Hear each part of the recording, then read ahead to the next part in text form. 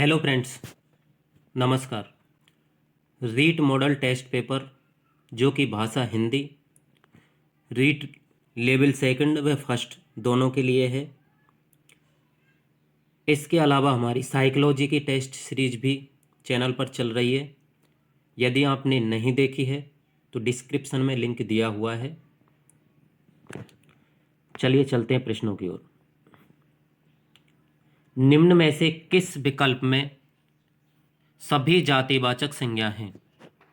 ए भारत, रामायण, मोहन, बे पुस्तक, पहाड़, नदी, से जयपुर, लड़की, बुढ़ापा, दे गंगा, हिमालय और मनुष्य। आंसर अपने मन में सोचें। देखिए, भारत ये व्यक्तिवाचक संज्ञा है।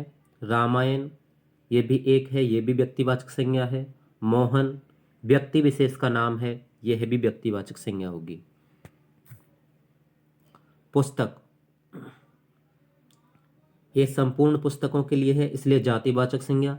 पहाड़ ये भी जातिवाचक संज्ञा। यदि एक विशेष पहाड़ का नाम होता जैसे हिमालय या अरावली तो व्यक्तिवाचक संज्ञा में आ जाता। नदी ये भी जातिवाचक संज्ञा है। जयपुर व्यक्तिवाचक संज्ञा। लड़की जातिवाचक संज्ञा। बुढ़ापा भाववाचक संज्ञा। गंगा ये व्यक्तिवाचक संज्ञा में आएगी। हिमालय ये भी व्यक्तिवाचक संज्ञा में आएगा। और मनुष्य ये जातिवाचक संज्ञा में। तो देखिए वे सही होगा। या पुस्तक भी जातिवाचक है, पहाड़ भी जातिवाचक है और नदी भी जातिवाचक है, इसलिए राइट आंसर होगा वे। नेक्स्ट, आप भला तो जग भला वाक्य में सर्वनाम के किस भेद का बोध होता है? ए निजवाचक सर्वनाम, बे अनिश्चयवाचक सर्वनाम, से प्रश्नवाचक सर्वनाम और दे संबंधवाचक सर्वनाम।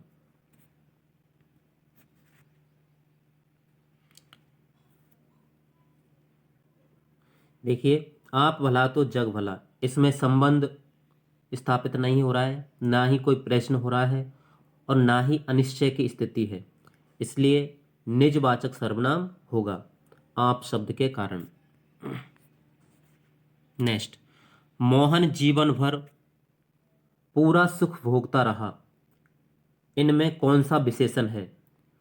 संख्यावाचक विशेषण, परिमाणवाचक विशेषण, गुणवाचक विशेषण या सार्वनामिक विशेषण?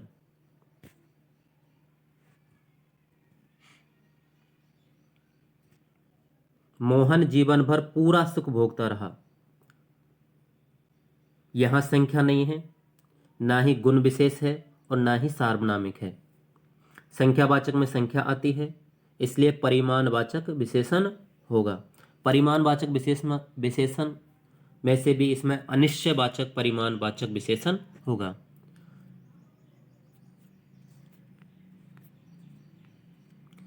गीता मंद मंद मुस्कुरा रही है, इस वाक्य में मंद मंद में है विशेषण, क्रिया विशेषण, संज्ञा या सर्वनाम?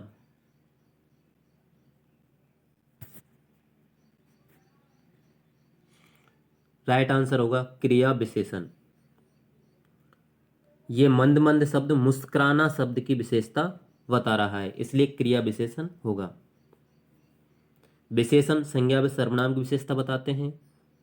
संज्ञा शब्द है नहीं, सर्वनाम भी नहीं है। सन्मति शब्द का संधि विच्छेद होगा। सत प्लस मति, सद प्लस मति, सन प्लस मति या सम प्लस मति? राइट आंसर होगा सत प्लस मति।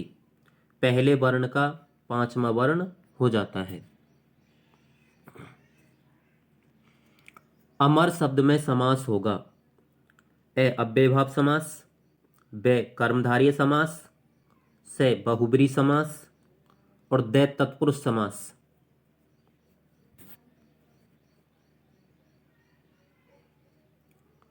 अमर शब्द में तत्पुरुष समास होगा। तत्पुरुष में भी ने तत्पुरुष समास, जो नहीं मरता हो।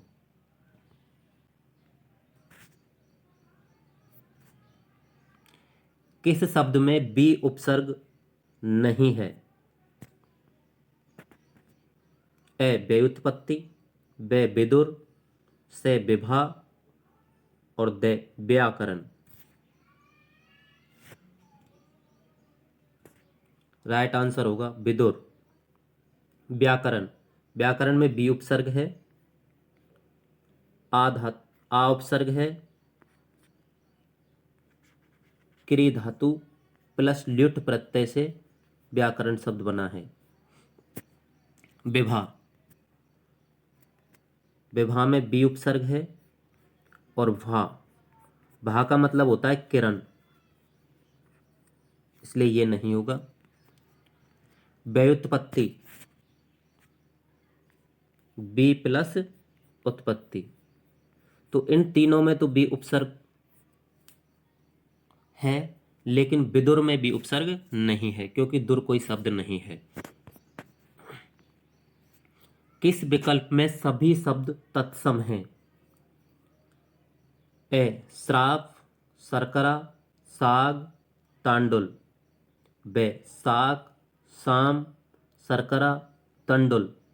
से भवरा, साप, शक्कर और तंडुल। दे साग, श्राप, शक्कर और तंडुल। राइट आंसर होगा वे। देखिए इसमें तद्भव है साग, इसमें शक्कर है, इसमें भी शक्कर है, इसलिए इसमें सभी तत्सम शब्द हैं। अपूर्ण भूत का उदाहरण है, अपूर्ण भूतकाल का उदाहरण है। पत्र मिल गया था, बालक सो रहा था, वर्षा हुई होगी, वर्षा हुई थी।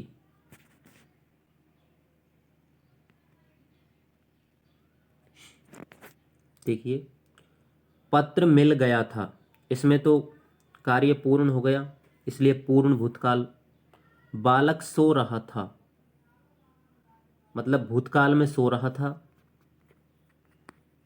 और पता नहीं कब तक सोएगा, इसलिए कार्य यहाँ अपूर्ण है, इसलिए राइट आंसर होगा बालक सो रहा था। वर्षा हुई होगी, संभावना की जा रही है यहाँ पर। वर्षा हुई थी, यहाँ भी कार्य पूर्ण हो गया, इसलिए राइट आंसर होगा बालक सो रहा था। कौन सा मिश्र वाक्य है? राहुल पढ़ रहा है, सुरेश नदी में डूबने लगा, मैंने सुना है कि सुरैया ने निकाय कर लिया, वह आया थोड़ी देर रुका और तुरंत लौट गया।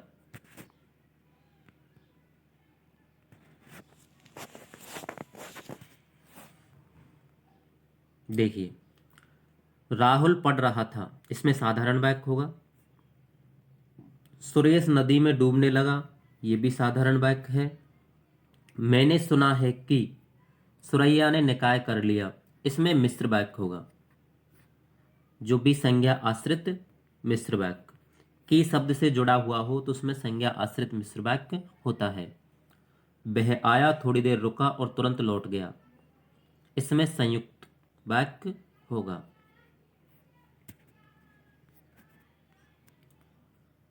किस वाक्यांश के लिए दिया गया एक शब्द सही नहीं है? जो पसीने से उत्पन्न हो स्वेदज, जो बहुत बोलता हो मितभाषी, क्रम के अनुसार यथाक्रम, जो स्मरण रखने योग्य है स्मरणीय।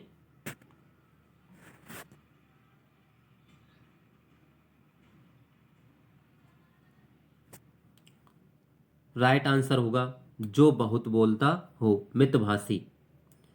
कम बोलने वाले को मितभाषी कहते हैं। जो पसीने से उत्पन्न हो स्वेदज, बिल्कुल सही है। क्रम के अनुसार यथाक्रम, जो स्मरण रखने योग्य है स्मरणीय, इसलिए ये तीनों सही हैं। किस समूह के सभी शब्द रात के पर्यायवाची शब्द हैं? ए रात्रि, ज्योत्सना, अचला, बे रजनी रात्रि करवाल। से राका नंदिनी कालिका। द निशा विभावरी और यामिनी।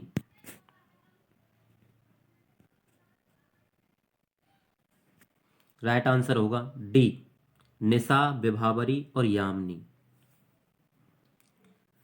ज्योत्सना शब्द चंद्रमा का पर्यायवाची शब्द है, जबकि अचला शब्द है वो भूमि का पर्यायवाची है। करवाल तलवार का पर्यायवाची है। नंदिनी पुत्री का पर्यायवाची है।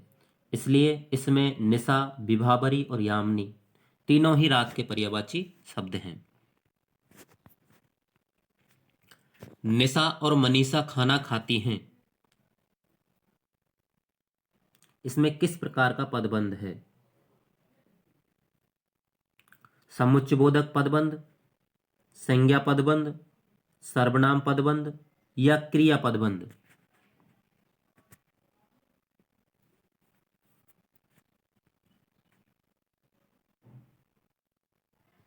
और पर देखना है। क्रिया है नहीं, सर्वनाम और शब्द सर्वनाम भी नहीं है, संज्ञा भी नहीं है, इसलिए समुच्चयबोधक पदबंध होगा। और शब्द से जुड़ा हुआ समुच्चयबोधक पदबंध होता है। कान पकड़ना मुहावरे का सही अर्थ है बुरा काम न करने की प्रतिज्ञा करना, क्षमा मांगना, गलती स्वीकारना और डराना।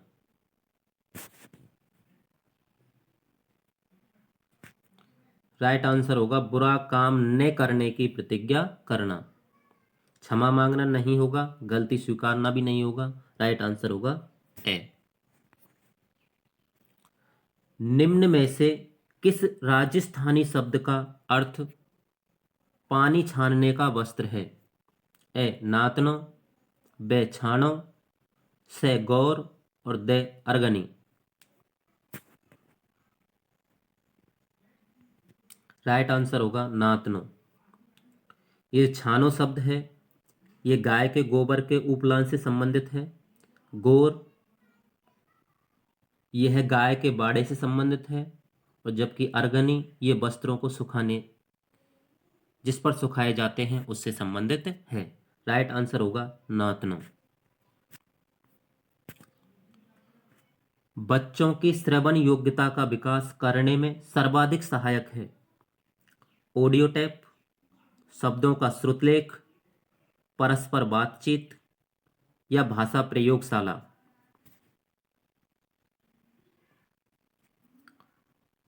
राइट आंसर होगा परस्पर बातचीत। परस्पर बातचीत से ही बच्चों में श्रवण योग्यता का विकास सर्वाधिक होता है। स्वयं के अनुभव अभिव्यक्त करने संबंधी कौशल का संबंध किसमें है? श्रवण कौशल में, लेखन कौशल में, मौखिक अभिव्यक्ति कौशल में या पठन कौशल में? राइट आंसर होगा सी, अपने अनुभवों को अधिकतर मौखिक अभिव्यक्ति द्वारा ही प्रकट करते हैं। भोजपुरी भाषी सुमन श को श, रे को डे बोलती है, इसका सर्वाधिक संभावित कारण है मातृभाषा से प्रेम, हिंदी भाषा की कठिनता, मातृभाषा का व्याघात या उच्चारणगत त्रुटि।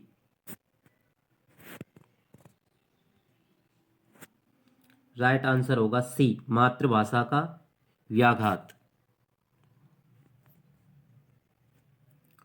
अर्थ की गहनता को समझने में कौन सी पद्धति सर्वाधिक रूप से सहायक है? ए सस्वर पठन, मौन पठन, द्रुत पठन या धीमा पठन? अर्थ ग्रहण की दृष्टि से सर्वाधिक महत्वपूर्ण मौन पठन होता है, इसलिए राइट आंसर होगा मौन पठन। पढ़ने का प्रारंभ होना चाहिए कविताओं से होना चाहिए, अर्थपूर्ण सामग्री से होना चाहिए, वर्णमाला से होना चाहिए या कहानियों से होना चाहिए? राइट आंसर होगा अर्थपूर्ण सामग्री से होना चाहिए। निम्न में से कौन सा कथन भाषाई कौशलों के संबंध में सही नहीं है? भाषा कौशल से शाब्दिक अंत्यक्रिया होती है। भाषा कौशल के दो घटक पाठ्यपुस्तक तथा अभिव्यक्ति होते हैं। भाषा कौशल से संप्रेषण की क्षमता का विकास होता है। भाषा कौशल संप्रेषण के साध्य हैं, साधन नहीं।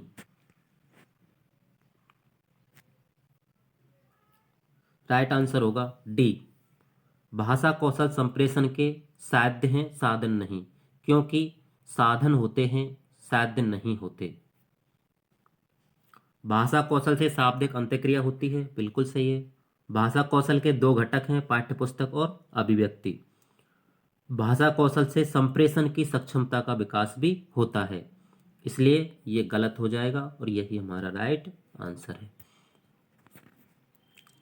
प्राथमिक स्तर पर वाचन का मुख्य उद्देश्य है शुद्ध उच्चारण क्षमता का विकास, आत्मविश्वास बढ़ाना, शब्द भंडार में वृद्धि, व भाषा ज्ञान कराना।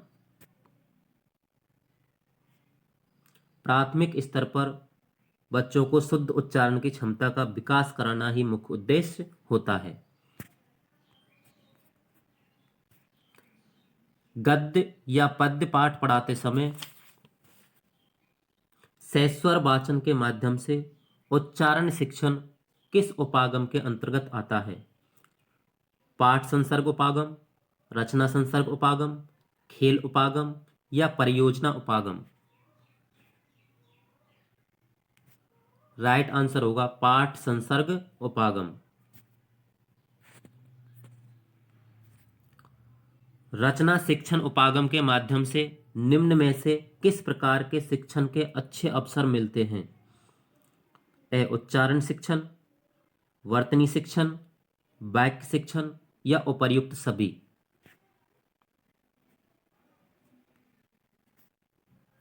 रचना शिक्षण में उपागम के माध्यम से उच्चारण शिक्षण के भी अवसर मिलते हैं, वर्तनी शिक्षण के भी अवसर मिलते हैं और वाक्य शिक्षण के भी अवसर मिलते हैं, इसलिए राइट आंसर होगा उपर्युक्त सभी। पाठ संसर्ग उपागम में किस प्रकार के शिक्षण का सबसे अच्छा अवसर मिलता है? उच्चारण शिक्षण का, वर्तनी शिक्षण का, वाक्य शिक्षण का या शब्द शिक्षण का? पाठ संसर्ग उपागम में उच्चारण शिक्षण का सबसे अच्छा अवसर मिलता है। बीएस ब्लूम के मूल्यांकन उपागम के 3 चरणों में से कौन सा एक नहीं है?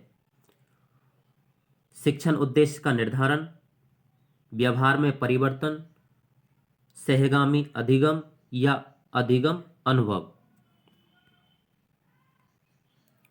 इसका राइट आंसर होगा सहगामी अधिगम। बीएस ब्लूम ने त्रिकोण प्रस्तुत किया था मूल्यांकन के लिए, जिसमें शीर्ष पर शिक्षण उद्देश्यों को किया था, अधिगम अनुभव और इसके बाद व्यवहार में परिवर्तन का मूल्यांकन। सहगामी अधिगम को उन्होंने नहीं रखा था, इसलिए राइट आंसर होगा सहगामी अधिगम। निम्न में से किस योजना में विद्यार्थी को अधिगम की पूर्ण प्राप्ति होती है? मासिक योजना में, वार्षिक योजना में, इकाई योजना में या दैनिक पाठ योजना में? विद्यार्थी को अधिगम की पूर्ण प्राप्ति इकाई योजना के अंतर्गत प्राप्त होती है, इसलिए राइट आंसर होगा सी। गांधी जी का बुनियादी शिक्षा का सिद्धांत किस आयाम पर आधारित है? मॉरिसन आयाम, हर्बर्टिया आयाम, मूल्यांकन आयाम या जॉन डीवी वे किलपैट्रिक का आयाम? गांधी जी का बुनियादी शिक्षा का सिद्धांत जॉन डेबी व किलपैट्रिक आयाम पर आधारित है, इसलिए राइट आंसर होगा डी। छात्र में रटने की प्रवृत्ति किस विधि से शिक्षा देने में बढ़ती है?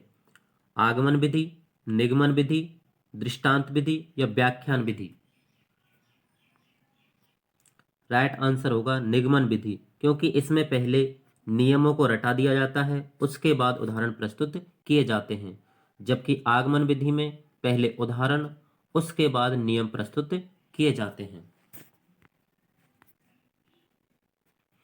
भाषा संसर्ग प्रणाली में विशेष महत्व दिया जाता है सैद्धांतिक ज्ञान को, व्यावहारिक ज्ञान को, कवियों की जीवनी पर या नियमों पर?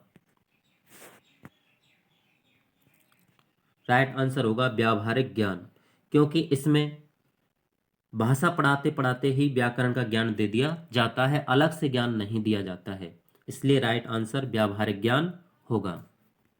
Thank you. यदि वीडियो पसंद आई हो तो लाइक करें, शेयर करें और सब्सक्राइब करना ना भूलें।